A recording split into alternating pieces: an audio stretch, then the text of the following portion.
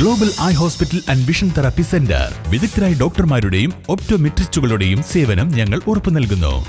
Global eye hospital and vision therapy centre. സംസ്ഥാന tourism വകുപ്പിന് കീഴിൽ കീഴാറ്റൂരിൽ നിർമ്മിക്കുന്ന പൂന്താന സ്മാരക നിലയത്തിന്റെ പണി അന്തിമഘട്ടത്തിൽ. ജനുവരി അവസാനത്തോടെ പണി പൂർത്തിയാകും. കീഴാറ്റൂരിലെ പൂന്താന സ്മാരക ഓപ്പൺ ഓഡിറ്റോറിയത്തിൽ ചേർന്നാണ് സാംസ്കാരിക നിലയം ഒരുങ്ങുന്നത്.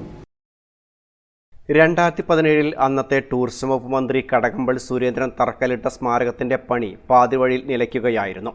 പൂന്താന സ്മാരക സമിതി സൗജന്യമായി സർക്കാർ നൽകിയ 50 സെന്റ് സ്ഥലത്താണ് ഭക്തകവി പൂന്താനത്തിന് സ്മാരകം പണിയാൻ 90 ലക്ഷം രൂപ അനുവദിച്ചത്. ജില്ലാ നിർമ്മിതി കേന്ദ്രയ്ക്കായിരുന്നു നിർമ്മാണ ചുമതല. കഴിഞ്ഞ 3 വർഷത്തിലേറെയായി പണികൾ നിലച്ച നിലയിലായിരുന്നു. സർക്കാർ തുക അനുവദിച്ചില്ലെന്ന് ആരോപിച്ചായിരുന്നു നിർമ്മാണം നിലച്ചത്. മന്ത്രി മുഹമ്മദ് റിയാസ് ടൂറിസം വകുപ്പിന്റെ ചുമതല ഏറ്റെടുത്തതോടെയാണ് പൂന്താന സ്മാരക സമിതി ഭാരവാഹികളുടെ സമ്മർദ്ദത്തെ തുടർന്ന് നിർമ്മാണം പുനരാരംഭിച്ചത്. ഫെബ്രുവരിയിൽ നടക്കുന്ന പൂന്താന സാഹിത്യോത്സവത്തോടനുബന്ധിച്ച് സ്മാരക നിലയത്തിന്റെ ഉദ്ഘാടനം നിർവഹിക്കാനാകുമെന്നാണ് പ്രതീക്ഷിക്കുന്നതെന്ന് പൂന്താന സ്മാരക സമിതി പ്രസിഡന്റ് മാങ്ങോട്ടിൽ ബാലകൃഷ്ണൻ പറഞ്ഞു. മഹാകവി പൂന്താനത്തിൻ്റെ സ്മാരകമായി കവിയുടെ ജന്മനാടായ കീഴാറ്റൂരിൽ നിർമ്മിക്കുന്ന പൂന്താനം സ്മാരക സാംസ്കാരിക നിലയത്തിൻ്റെ നിർമ്മാണം അവസാന ഘട്ടത്തിലാണ്.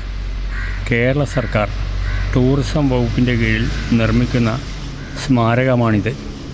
2015 ഇതിൻ്റെ നിർമ്മാണം ആരംഭിച്ചത്. 1,30 ലക്ഷം രൂപയാണ് ഈ സ്മാരകത്തിൻ്റെ നിർമ്മാണ ചെലവ്. ഒന്നാം ഘട്ടമായി സ്റ്റേജും മുൻവശത്ത് 1000 പേർക്ക് ഇരിക്കാവുന്ന വിശാലമായ ഗാലറിയോടുകൂടിയ ഓപ്പൺ ഓഡിറ്റോറിയം നിർമ്മിച്ചു. സ്റ്റേജിനോട് ചേർന്നാണ് പൂന്താനം സ്മാരക നിലയം നിർമ്മിക്കുന്നത്. വരുന്നവർക്ക് ഇരിക്കുവാനുള്ള സ്വീകരണ മുറി, ഓഫീസ്, ഗസ്റ്റ് റൂം, പരിപാടികളിൽ പങ്കെടുക്കുന്നവർക്ക് അണിഞ്ഞൊരുങ്ങാനുള്ള ഗ്രീൻ റൂമുകൾ, ടോയ്ലറ്റ് സംവിധാനം ഇതൊക്കെ ഈ ബഹുനില കെട്ടിടത്തിലുണ്ട്. മുകളിലത്തെ നിലയിൽ 150 പേർക്ക് ഇരിക്കാവുന്ന വിശാലമായ ഒരു ഓഡിറ്റോറിയമാണ്. 2025 ഫെബ്രുവരി മാസത്തിൽ പൂന്താന സാഹിത്യോത്സവം നടക്കും. 7, 8, 9 തീയതികളിലാണ്. അതോടനുബന്ധിച്ച് പൂന്താന സാംസ്കാരിക നിലയത്തിൻ്റെ ഉദ്ഘാടനവും നടത്താൻ കഴിയുമെന്നാണ് വിശ്വസിക്കുന്നത്.